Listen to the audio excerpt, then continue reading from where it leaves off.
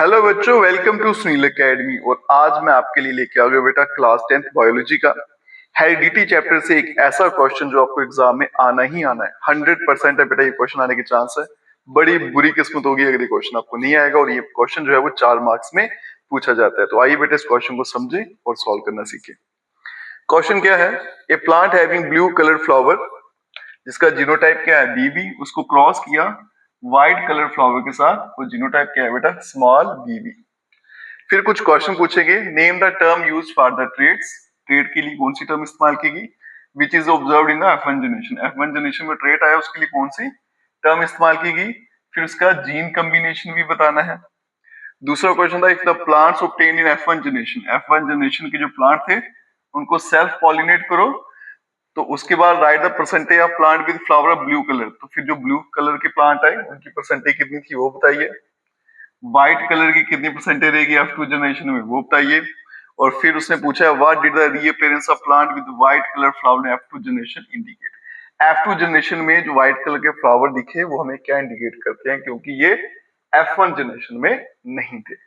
तो सबसे पहले बेटा मोनो हाइब्रिड क्रॉस जो है वो बनाना सीखते हैं, टेबल बनाते हैं, उसके बाद इनको सॉल्व करते हैं। अब देखो बेटा दो तरह के जीन हैं। एक है आपके पास ब्लू कलर वाले जो है कैपिटल बी से, दूसरे हैं व्हाइट वाले स्मॉल बी से। रिप्रोडक्शन के टाइम बेटा एक यहां से आएगा और एक यहां से आएगा। फिर ये आपका बनेगा गैमीट, ये बन गया आपका जाइगोट। इसमें एक कैपिटल बी एक स्मॉल बी आया। इसको कहते हैं बेटा F1 जनरेशन।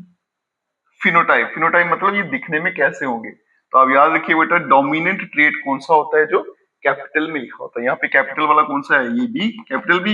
ये कौन सा है, ब्लू वाला। तो इसका मतलब ये सारे के सारे प्लांट ब्लू कलर के होंगे।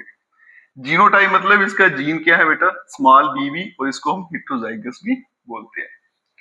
जब मैं इनको बेटा सेल्फ पॉलिनेट करता हूं उस टाइम पे जनरेशन क्या बनेगी वो देखनी है। तो वो कैसे बनाते हैं बेटा, उसके टेबल बनाएंगे, एक बड़ा भी एक छोटा भी, यहाँ भी लिखेंगे यहाँ भी लिखेंगे। यहाँ पे देखो बी बी दोनों बड़े, यहाँ बड़ा भी छोटा भी यहाँ पे आ गया। फिर ये स्मॉल भी बड़ा भी है बेटा यहाँ पे आ गया। फिर दोनों स्मॉल वो यहाँ पे आ जाएंगे। अगर मैं फिनोटाइप की बात करूं बेटा ये प्लांट दिखने में कैसे होंगे, तो यहाँ पे डोमिनेट कौन सा है, बड़ा बी, यहाँ भी और यहाँ भी। तो बड़ा बी जो है किसका है, ब्लू है बेटा। तो तीन प्लांट आपको ब्लू कलर के दिखेंगे।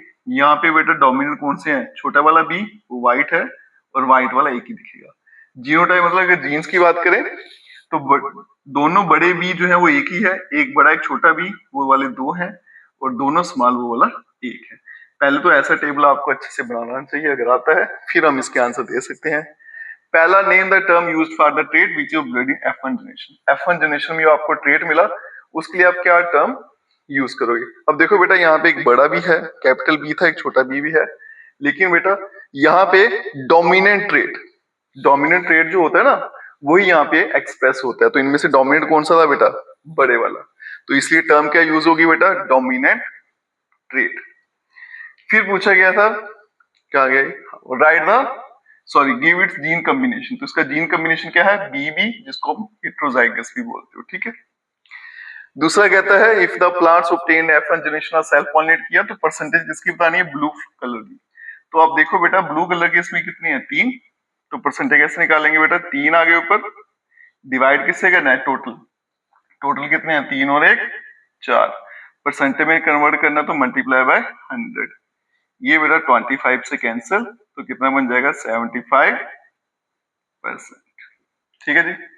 उसके बाद पूछा गया था कि व्हाइट कलर की F2 जनरेशन में क्या परसेंटेज। व्हाइट कलर वाले कितने थे बेटा, 1, तो ऊपर 1 आ जाएगा, डिवाइड मतलब टोटल कितने हैं 4, मल्टीप्लाई बाय 100। ये कैंसिल हो जाएगा बेटा 25 से, तो 25%। ठीक है जी। अब आगे चलते हैं। What did the reappearance of plant with white colour flower in F2 generation indicate.